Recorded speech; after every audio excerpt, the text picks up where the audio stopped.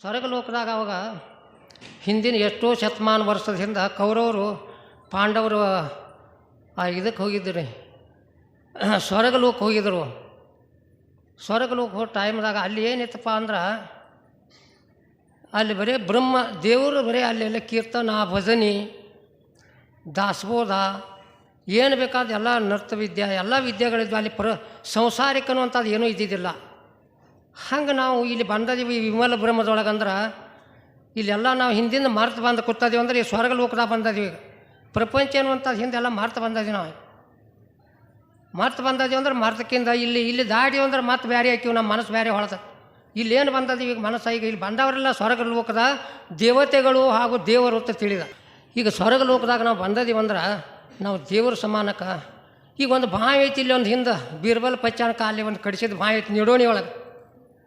ಆ ಬಾವಿ ರಗಡ ರಾಮಾಯಣ ಮತ್ತು ಮಹಾಭಾರತ ಚಿತ್ರಗಳನ್ನೆಲ್ಲ ತೆಗ್ದಾರ. ಅಂಥ ಬಾವಿ ಕಟ್ಟಿಸ್ಯಾರ. ಕರೆ ಅದರೊಳಗೆ ನೀರಿಲ್ಲ. ಎಷ್ಟೋ ಒಂದು 500, 600, ಸಾವಿರಾರು ವರ್ಷದ ಬಾವಿ ಐತಿ. ಕರೆ ಅದ್ರೊಳಗೆ ನೀರೇ ಇಲ್ಲ. ಮತ್ತು ಅದಕ್ಕೆ ನೀರಿಲ್ಲ ಅಂದ್ರೆ ಆ ಬಾವಿ ತೊಗೊಂಡು ಏನು ಮಾಡ್ಬೋದು?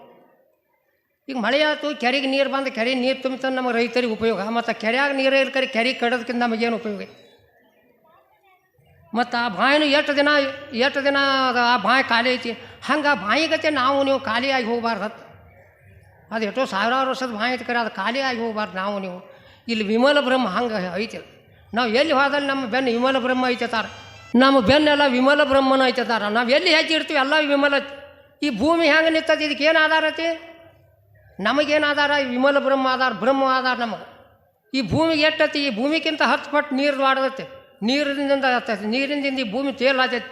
ಇದು ಎಷ್ಟು ಗಟ್ಟಿ ಐತಿ ಅಂದ್ರೆ ನೀವು ನಮ್ಮ ಮನಸ್ಸು ಗಟ್ಟಿ ಇಲ್ಲ. ನಮ್ಮದು ಹೆಂಗೆ ಬರ್ತದೆ ಮನಸ್ಸು, ಹಂಗೆ ಹೋಯೇ ಬಿಡುವುದು. ಅದು ನಾವು ಹಂಗೆ ಮನಸ್ಸು ಗಟ್ಟಿ ಐತೇನು ಇಲ್ಲ. ನೀರಿನಕ್ಕಿಂತ 10 ಪಟ್ಟು ದೊಡ್ಡದು ಯಾವುದು? ಆಕಾಶ ದೊಡ್ಡದೈತಿ. ಆಕಾಶಕ್ಕಿಂತ 10 ಪಟ್ಟು ದೊಡ್ಡದು ಯಾವುದು? ಗಾಳಿ. ಈ ಗಾಳಿ ತಿರುಗಾಡ್ಲಿಕ್ಕೆ ಜಾಗ ಮಾಡಿಕೊಟ್ಟೈತಿ ಆಕಾಶ. ಈ ಗಾಳಿ ತಿರುಗಾಡ್ಲಿಕ್ಕೆ ಜಾಗ ಮಾಡಿಕೊಟ್ಟೈತಿ ಆಕಾಶ. ಅದಕ್ಕೆ ಅದು ಆಕಾಶ ದೊಡ್ಡ. ಆಕಾಶಕ್ಕಿಂತ ಯಾವ್ದು ದೊಡ್ಡದು? ಬ್ರಹ್ಮಾಂಡ. ಈ ಬ್ರಹ್ಮಾಂಡದ ಪ್ರತಿಯೊಂದು ತತ್ಯ ಯಾಕತ್ತೈತೆ ಅಂದ್ರೆ ಅಂಡ. ಸಂಸ್ಕೃತದಾಗ ಅಂಡ. ಬ್ರಹ್ಮಾಂಡ ಅಂದ್ರೆ ಏನೋ ಅಂಡ, ತತ್ಯ. ಪ್ರತಿಯೊಂದು ವಸ್ತು ತತ್ಯಾಗಿ ಹುಡ್ತೈತಿ. 84 ಲಕ್ಷ ಜೀವರಾಶಿಗಳೆಲ್ಲ ಹುಟ್ಟಿ ಸತ್ತ ಹಿಮಾಲಯದ ಪರ್ವತದ ಎಲುಗಳು ಬಿದ್ದಾವತಾರ. ಅದಕ್ಕೇನತಿ ಅಂಡಜದೊಳಗೆ ಹುಟ್ಟಿಗೆ ಬಂದು ಎಲ್ಲ ಸುತ್ತರಿಗೆ ಇಲ್ಲಿ ಬಂದದೀವಿ ಅಂದ್ರೆ ಇವತ್ತು ಸ್ವರ್ಗಲೋಕದಾಗ ಬಂದದೀವಿ ನಾವು. ಹಿಂದಿಂದ ಎಲ್ಲ ಮರ್ತು ಬಿಡ್ತೀವಿ ನಾವು. ಬೇಕಾದಂಥ ಕಷ್ಟಿದ್ರು ಹಿಂದಿಂದೆಲ್ಲ ಶುದ್ಧ ಮಾಡೇ ಬರ್ಬೇಕಂದ್ರೆ ಯಾರಿಗೇ ಆಗೋದಿಲ್ಲ. ಎಲ್ಲ ಶುದ್ಧ ಮಾಡಿ ಹೋಗೋದು ಆಗಂಗಿಲ್ಲ, ಬರೋದು ಆಗಂಗಿಲ್ಲ. ನಾವು ಸಂಸಾರ ಎಲ್ಲ ಶುದ್ಧ ಮಾಡೇ ಹೋಗ್ತೀವಂದ್ರು ಅದು ಆಗಿಲ್ಲ, ಯಾವುದೂ ಇದಾಗೋದಿಲ್ಲ. ಅದನ್ನು ಮಾಡೇ ಹೋಗ್ತೀವಂದ್ರೆ ಈಗೆಲ್ಲ ಬಂದಾವ ನಾವು ಸ್ವರ್ಗಲೋಕದಾಗ. ಈಗೊಂದು ಮೇನ ನೋಡಿದ್ರೆ ಹೊಳೆ ಒಳಗಿರ್ತಾವೆ, ಬಾವಿ ಒಳಗಿರ್ತಾವೆ, ಎಲ್ಲಿ ಕೆರೆ ಒಳಗಿರ್ತಾವೆ. ಮೇನ್ ಇರ್ತದೆ. ಆ ಮೇನ್ ಏನು ಮಾಡ್ತತಿ? ತತ್ತಿ ಹಾಕ್ತತಿ. 100 ಗಟ್ಟಲೆ ತತ್ತಿ ಹಾಕಿಂದ ಆ ತತ್ತಿ ಮೇಲೆ ಯಾವತ್ತೂ ನೆದರ್ ಬಿಡ್ತೈತಿ. ಅದು ನೋಡ್ತದೆ. ದೃಷ್ಟಿಶಕ್ತಿ ಎಟ್ಟತ್ ನೋಡ್ರಿ ನೀವು. ನಾವು ಗುರುಗಳು ಬರೀ ಕೂತು ನೋಡಿ ಹೋದ್ರು ಆತು, ನಾವು ಎಲ್ಲ ನಮಗೆ ಎಲ್ಲ ಸಿಗ್ತತಿ. ಬರೀ ಕೂತು ನೋಡಿ ಹೋದ್ರೆ ನೀವು ಏನೂ ಮಾಡೋದು ಬೇಡ. ಆ ತತ್ತಿನ ನೋಡಿಕಿನ ಮರಿ ತಾನ ಆಗ್ತಾವ. ಮೇನಿನು ಆವಿ ಗುಡಿ ಮುಂದೆ ಇಟ್ಟಿರ್ತೀವ. ಆ ಆವಿ ಮತ್ತು 200 ವರ್ಷ ಆವಿಷ್ಯತಿ ಆವೇನತಿ ಅದು ತತ್ತಿ ಹಾಕಿ ಸಮುದ್ರದೊಳಗೆ ಎಟ್ಟೋದೆ ಹೋಗಿಬಿಡ್ದ ದೂರ. ಅವಾಗ ನೆನಪು ಮಾಡ್ಕೋತತಿ, ನನ್ನ ತತ್ತಿ ಎಲ್ಲಿದಾವು, ನನ್ನ ವಂಶ ಎಲ್ಲ ಹೊಕ್ಕತಿ ಅಂತ ಹೇಳಿ ಅದು ನೆನಪು ಮಾಡ್ಕೋತತಿ. ಅವಾಗ ಮರಿ ಆಗ್ಲಕತ್ತಾವ್ರಿ ಅನ್ನ ಆಮೇವು ಮನುಷ್ಯರು. ನಾವು ಅದಕ್ಕಿಂತ ಕನಿಷ್ಠ ಆದೀವಿ. ಮೇನಿನಕ್ಕಿಂತನೂ ಕನಿಷ್ಠ ಆದೀವು, ಮತ್ತು ಆಮಿಗಿಂತ ಕನಿಷ್ಠ ಆದೀವು ನೋಡಿದ್ರೆ. ಇನ್ನು ಮತ್ತೊಂದು ಕೋಳಿ ಎಲ್ಲರೂ ನೋಡಿದೀವಿ. ಕೋಳಿ ತತ್ತಿ ಮ್ಯಾಲೆ ಕೂತು ಬರೀ ಮುಟ್ಟಿಕಿಂದ ಮರಿ ಮಾಡ್ತದೆ.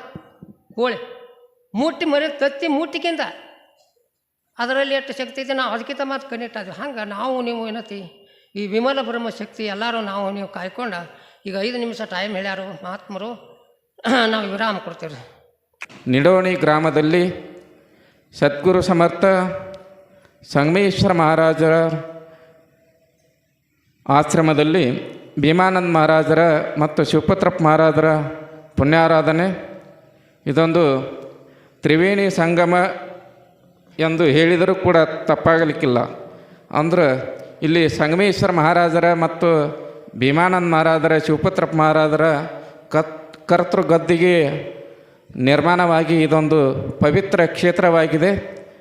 ಈ ಕ್ಷೇತ್ರದಲ್ಲಿ ಸದ್ಗುರು ಸಮರ್ಥ ಶಿವಪತ್ರಪ್ಪ ಮಹಾರಾಜರ ಭೀಮಾನಂದ ಮಹಾರಾಜರ ಒಂದು ಪುಣ್ಯಾರಾಧನೆ ಕಾರ್ಯಕ್ರಮ ನಡೆದುಕೊಂಡು ಬರ್ತಾಯಿದೆ. ಈ ವಿಮಲ ಬ್ರಹ್ಮ ಏನು ಹೇಳ್ತಾ ಇದೆ ಅಂದ್ರೆ ತನ್ನನ್ನು ತಾನು ಅರಿಯೋದು ಅಂದ್ರೆ ನಾವು ವಿಮಲ ಅಂದ್ರೆ ಸ್ವಚ್ಛಂದವಾಗಿರ್ತಕ್ಕಂಥ ಪರಮಾತ್ಮ ಅವ ಹೆಂಗದಾನಂದ್ರೆ ಅನುರೇನು ತನ್ನ ಕಾಷ್ಟದಲ್ಲಿ ತುಂಬಿ ತುಳುಕ್ತಾನ. ಅವನ್ನ ಕಾಣಬೇಕಾಗಿತ್ತಂದ್ರೆ ಗುರು ತೋರಿಸದಲ್ಲದೆ ಕಾಣಿಸದನ್ನ ಮುಕ್ತಿ ಅಂತೇಳಿ ಹೇಳ್ತಾರೆ ಒಂದು ಕಡೆ ಮಹಾತ್ಮರು. ಆ ಒಂದು ಪರಬ್ರಹ್ಮ ಪರತರ ವಸ್ತು ಅದು ಕಾಣಬೇಕಾಗಿರ್ತಕ್ಕಂಥದ್ದಂದ್ರೆ ಅದಕ್ಕೆ ಗುರು ಬೇಕು. ಗುರು ಅಂಜನ ಇಲ್ಲದೆ ಕಾಣೋದಿಲ್ಲ. ಅದನ್ನು ಕಾಣಬೇಕಾಗಿತ್ತಂದ್ರೆ ಸದ್ಗುರುನಾಥನ ಅನುಗ್ರಹ ಆದ್ರನ ಅದು ಕಾಣ್ತೈತಿ ಅಂತ ಹೇಳ್ತಾರೆ. ಅಲ್ಲಮ ಪ್ರಭುದೇವರು ಒಂದು ವಚನವನ್ನು ಬರೀತಾರೆ, ಸಾರಿ ಚೆಲ್ಲಿದೆ ಮುಕ್ತಿ ಗುರು ತೋರಿಸದಲ್ಲದೆ ಕಾಣಿಸದನ್ನ ಅಂತ ಹೇಳ್ತಾರೆ. ಅದು ಮುಂದೆ ಹೋಗಿ ಏನು ಹೇಳ್ತಾರೆ ಅಂದ್ರೆ ವೇದದ ಮೊದಲಿನ ಮೂಲವಿದು, ವೇದ ಶಾಸ್ತ್ರ ಪುರಾಣಗಳು ಹುಟ್ಟೋದಕ್ಕಿಂತ ಮೊದಲು ಐತಿ ಇದೊಂದು ಪರಬ್ರಹ್ಮ ವಸ್ತು. ಇದನ್ನು ಕಾಣಬೇಕಾಯ್ತಂದ್ರೆ ಗುರುಪುತ್ರರಿಗಲ್ಲದೆ ಮತ್ತಾರಿಗೆ ಕಾಣಿಸದನ್ನ ಅಂತ ಹೇಳ್ತಾರೆ. ಯಾರು ಗುರುವಿನ ಪುತ್ರರಾಗಿ ಗುರುವಿನಿಂದ ಉಪದೇಶವನ್ನು ಆಲಿಸಿದೀವಲ್ಲ, ಅದು ಗುರುವಿನಿಂದ ಉಪದೇಶವನ್ನು ಆಲಿಸಿ ತನ್ನ ಸಮರ್ಥ ರಾಮದಾಸರು ಬರೆದಿರ್ತಕ್ಕಂಥ ಇನ್ನೊಂದು ನಿರೂಪಣೆ ದಾಸಬೋಧದಲ್ಲಿ ಅಜೇಪೆ ಅನ್ನುವಂಥ ನಿರೂಪಣೆಯೊಳಗೆ 21,600 ಶ್ವಾಸಗಳದಾವತ್ತ ಮನುಷ್ಯನ ನಿತ್ಯ ಉಸಿರಾಟಗಳು. ಅವು ಒಂದು ಉಸಿರಾಟ ಖಾಲಿ ಹೋಗಲಾರ್ದ ಆ ಸದ್ಗುರುನಾಥ ಕೊಟ್ಟಿರ್ತಕ್ಕಂಥ ಮಹಾವಾಕ್ಯ ಉಪದೇಶ ನಾವು ಸದಾಕಾಲ ನಿತ್ಯ ಧ್ಯಾನದ ಮುಖಾಂತರವಾಗಿ ಮಾಡಿದಾಗ ಆ ಧ್ಯಾನದೊಳಗೆ ಆ ಸದ್ಗುರುನಾಥ ಕೊಟ್ಟಿರ್ತಕ್ಕಂಥ ಮಹಾಮಂತ್ರ ವಾಕ್ಯ ನಡೀತಿತ್ತಂದ್ರೆ ಅಲ್ಲೇ ಸದ್ಗುರುನಾಥ ಕೊಟ್ಟಿರ್ತಕ್ಕಂಥ ಮಹಾವಾಕ್ಯದಿಂದ ಆ ಪರಬ್ರಹ್ಮ ಸಾಕ್ಷಾತ್ಕಾರ ಆಕ್ಕತಿ ಅಂತ ಹೇಳ್ತಾರೆ ಅವರು. ಅಂಥ ಒಂದು ಗುರುವಿಗೆ ಶರಣಾಗತನಾಗಿ ಅಂಥ ಒಂದು ಮಹಾವಾಕ್ಯ ಉಪದೇಶವನ್ನು ಪಡೆದುಕೊಂಡಾಗ ಈ ಧರ್ಮ ನಮಗೆ ಸಾಕ್ಷಾತ್ಕಾರ ಆಕ್ಕತಿ. ಅಲ್ಲಿವರೆಗೆ ನಾವು ಜಗತ್ತಿನೊಳಗೆ ಒಂದು ಕಡೆ ಭಗವದ್ಗೀತೆಯೊಳಗೆ ಕೃಷ್ಣ ಪರಮಾತ್ಮ ಹೇಳ್ತಾನೆ, ಜಗತ್ತಿನೊಳಗೆ ಅನೇಕ ತೀರ್ಥಕ್ಷೇತ್ರಗಳದಾವ, ಅನೇಕ ದಾನಾದಿ ಕರ್ಮಗಳದಾವ. ಅವೆಲ್ಲವೂ ಇದ್ದರೂ ಕೂಡ ಆತ್ಮಜ್ಞಾನ ಆಗ್ಲಿಕ್ಕಂದ್ರೆ ಎಲ್ಲ ಸರ್ವ ಕರ್ಮಗಳೆಲ್ಲ ನಿರರ್ಥಕದಾವ ಅಂತ ಹೇಳ್ತಾರೆ. ಅದಕ್ಕೆ ನಾವು ಸದ್ಗುರುನಾಥನ ಸಾನ್ನಿಧ್ಯದೊಳಗಿದ್ರೆ ಅಲ್ಲಿ ಎಲ್ಲವೂ ಐತೆ ಅಂತ ಹೇಳ್ತಾರೆ ಅವರು. ಅಲ್ಲೆಲ್ಲ ದರ್ಶನ ಆಗ್ಲಿಕ್ಕೆ ಸಾಧ್ಯತೆ. ಅದಕ್ಕೆ ಹರಿದಾಸರ ಸಂಘವು ದೊರಕಿತ್ತು ನನಗೆ, ಇನ್ನೇನು ಹೊರಗುರವಿನ ಉಪದೇಶ ದೊರಕಿತ್ತು ಎಮಗೆ. ಸದ್ಗುರು ಸಮರ್ಥ ಬಾಬುಸಾಹೇಬ್ ಮಹಾರಾಜರಿಗೆ ಒಬ್ಬ ಅಂಗರಕ್ಷಕನಾಗಿರ್ತಕ್ಕಂಥ ಪುಂಡಪ್ಪ ಅತ್ತಿದ್ರ. ಪುಂಡಪ್ಪ ಅವ ಭಾಳ ದೂರನವಿಲ್ಲ, ಇಲ್ಲೇ ತಿಕೋಟ ಅಂತೇಳಿ ಮಲಕಾದೇವರಟ್ಟಿ ಅನ್ನುವಂಥ ಒಂದು ಗ್ರಾಮ. ಆ ಗ್ರಾಮದೊಳಗೆ ಪುಂಡಪ್ಪ ಅಂತಿದ್ದವ. ಅವ ಹೆಸರಿಗೆ ತಕ್ಕ ಪುಂಡಾಟಿಕೆ ಕಾರ್ಯದೊಳಗೆ ತೊಡಗಿದ್ದವ. ಹೆಂಗೆ ಪುಂಡಾಟಿಕೆ ಅಂದ್ರೆ ಆಗ ಅವ ಇದ್ದ ಕಾಲಕ್ಕೆ ಸಿಂಧೂರ ಲಕ್ಷ್ಮಣ ದಂಡ ಅಂತಿತ್ತು. ಆ ದಂಡದೊಳಗೆ ಅವ ಒಬ್ಬ ಗುರುತಿಸ್ಕೊಂಡಿದ್ದ. ಅಲ್ಲಿ ಏನು ನಡೀತಿತ್ತಂದ್ರೆ ಅವ ಸಿಂಧೂರ ಲಕ್ಷ್ಮಣ ಸಂಘದೊಳಗೆ ಅನೇಕ ಪುಂಡಾಟಿಕೆ ಕಾರ್ಯದೊಳಗೆ ತೊಡಗಿದ್ದ. ಒಂದು ದಿನ ಏನಾಯ್ತಂದ್ರೆ ಅಲ್ಲಿ ಮಲಕಾದೇವರಟ್ಟಿ ಗ್ರಾಮದೊಳಗೆ ಒಂದು ಮನೆ ಕಳುವಾತ್ರಿ, ರಾತ್ರಿ ಮನೆ ಕಳುವಾತು. ಆ ಮನೆ ಕಳುವ ಆಗ್ಬೇಕಾದ್ರೆ ಆ ಊರಾಗಿನ ಜನ ನಮ್ಮ ಊರಾಗ ಇವತ್ತು ಮನೆ ಕಳುವಾಗೈತೆ ಅಂದ್ರೆ ಅದಕ್ಕೆ ಊರಾನ ಜನರ ಸಹಕಾರ ಇಲ್ಲದ ಆಗ್ಲಕ್ಕೆ ಸಾಧ್ಯ ಇಲ್ಲ ಅಂಥೇಳಿ ಈ ಪುಂಡಪ್ಪ ಈ ಸಂಘದಾಗ ಅದಾನ, ಅದಕ್ಕೆ ಇವನಿಂದಲೇ ಅದು ಆಗೈತೆ ಅಂತ ತಿಳ್ಕೊಂಡು ಪುಂಡಪ್ಪ ನಾವು ಹೊಡಿಯೋನು ಬಿಡಿಯೋನು ಅಂಥೇಳಿ ವಿಚಾರ ಮಾಡಾಕ್ತಿದ್ರು ಊರಾನ ಜನ. ಆ ಪುಂಡಪ್ಪನ ಅಕ್ಕ ಒಬ್ಬಳು ಆಕೆ ಬಾಬುಸಾಹೇಬ್ ಮಹಾರಾಜಳ ಶಿಷ್ಯಳಾಗಿದ್ಲು. ಆಕೆ ನನ್ನ ತಮ್ಮ ಹಿಂಗಾದ್ರೆ ಹಾದಿ ಬಿಡ್ತಾನಂತ ತಿಳ್ಕೊಂಡು ಆ ಪುಂಡಪ್ಪನನ್ನು ಕರ್ಕೊಂಡು ಎಲ್ಲಿ ಬಂದಂದ್ರೆ ಬಾಬುಸಾಹೇಬ್ ಮಹಾರಾಜ್ ರೀತಿಯಲ್ಲಿ ಬಂದ್ಲು. ಯಪ್ಪ ನಡೆದಂಥ ಸ್ಥಿತಿಗತಿಯನ್ನು ಬಾಬುಸಾಹೇಬ್ ಮಹಾರಾಜ್ ಮುಂದೆ ಹೇಳಿದ್ಲು. ಹೇಳಿದಾಗ ಬಾಬುಸಾಹೇಬ್ ಮಹಾರಾಜರು ಪುಂಡಪ್ಪನನ್ನು ಕೇಳಿದರು, ಪುಂಡಪ್ಪ ನಮ್ಮ ಜೊತೆ ಬರ್ತೇನೆ ಅಂದರು. ಆಗ ಬಾಬುಸಾಹೇಬ್ ಮಹಾರಾಜರು ಆಗಿನ ಕಾಲಕ್ಕೆ ಯಾವ ವಾಹನಗಳ ಸೌಕರ್ಯ ಇದ್ದಿದ್ದಲ್ಲ, ಕುದುರೆ ಮ್ಯಾಗ ಮನೆಯಿಂದಲೇ ಇಟ್ಟಕ್ಕಿಯನ್ನು ಕಟ್ಕೊಂಡು ಊರೂರಿಗೆ ಸಪ್ತಾಹಗಳನ್ನು ಮಾಡ್ಕೋತ ಸತ್ಸಂಗಗಳನ್ನು ಮಾಡ್ಕೋತ ಹೋಗುವಂಥ ಕಾಲದು. ಆಗ ಪುಂಡಪ್ಪನನ್ನು ಕರ್ಕೊಂಡು ಹೋಗಮಂತ ಹೇಳಿ ವಿಚಾರ ಮಾಡಿ ಪುಂಡಪ್ಪ ನಮ್ಮ ಜೊತೆ ಬರ್ತೀನೋ ಅಂದಾಗ ಪುಂಡಪ್ಪ ಹೇಳಿದಂತ, ಯಪ್ಪ ನಾ ಬರ್ತೀನಿ, ಆದ್ರೆ ಸೇವಾ ಮಾಡ್ತೀನಿ, ನನಗೆ ಉಪದೇಶವ ಧ್ಯಾನ ಮಾಡಿ ದೇವರಾಗು ಅನ್ನುವಂಥ ಹೇಳಿದ್ರೆ ನಮಗೇನು ನೀಗುದಿಲ್ಲ ರೀ ಅಂದು. ಅಲ್ಲೊಳು ಸೇವಾರೆ ಮಾಡೋಕ್ಕಿಂತ ನಡಿ ಹೋಗೋಣ ಅಂಥೇಳಿ ಪುಂಡಪ್ಪನನ್ನು ಬಾಬುಸಾಹೇಬ್ ಮಹಾರಾಜರ ಜೊತೆ ಕರ್ಕೊಂಡು ಹೊಂಟ್ರಂತ. ಮುಂದೆ 2-3 ದಿನ ಹೋಗಿತ್ತಂತ. ಪುಂಡಪ್ಪ ಬಾಬುಸಾಹೇಬ್ ಮಹಾರಾಜರ ಮುಂದೆ ಬಂದು ಕುಳಿತ ಏನು ಹೇಳಿದಂತ, ಯಪ್ಪ ನನಗೆ ಇವತ್ತು ಉಪದೇಶ ಕೊಡ್ರಿ, ನಾನು ಧ್ಯಾನ ಮಾಡಿ ದೇವ್ರ ಹಾಕಿನಿ ಅಂದಂತ. ಅಲ್ಲೋ ಮತ್ತು ನಮಗೆ ನೀಗುದಿಲ್ಲ ಅಂತ ಹೇಳ್ತಿದ್ದಿಲ್ಲ, ಬರೀ ಸೇವಾ ಮಾಡ್ತೀನಿ, ನಮಗೆ ಯಾವ ಕೆಲಸ ನೀಗುದಿಲ್ಲ ಅಂತ ಹೇಳ್ತಿದ್ದಿಲ್ಲ ಅಂದಾಗ, ಯಪ್ಪ ಅಲ್ಲಿ ಎಂಥ ಊಟ ಮಾಡ್ತೀವಂಥ ಗುಣಗಳು ಮನುಷ್ಯನಾಗ ಬರ್ತಾವೆ. ಆದ್ರೆ ಇವತ್ತು ನನಗೇನಾಗೈತೆ ಅಂದ್ರೆ, ಅಲ್ಲಿ ಸಿಂಧೂರ ಲಕ್ಷ್ಮಣ್ ದಂಡನ ಜೋಡಿ ಕೂಡಿ ಅಂಥ ಕಾರ್ಯದೊಳಗಿದ್ದ ಅಂಥ ಒಂದು ಊಟ ಮಾಡಿದಕ್ಕಾಗಿ ಅಂಥ ಗುಣ ಉತ್ಪತ್ತಿ ಆಗಿತ್ತು ನನ್ನಲ್ಲಿ. ಇವತ್ತು ನಿಮ್ಮ ಜೊತೆ ಕೂಡಿ ಸಪ್ತಾಹದ ಪ್ರಸಾದವನ್ನು ಸೇವನೆ ಮಾಡಿ ಇವತ್ತು ಒಳ್ಳೆಯ ಬುದ್ಧಿ ಬಂದೈತಿ, ನನಗೆ ಉಪದೇಶ ಕೊಡ್ರಿ, ನಾನು ದೇವರಾಕಿ ನಾನು ಅಂತ ಮಾತನ್ನು ಪುಂಡಪ್ಪ ಹೇಳಿದಂಥ.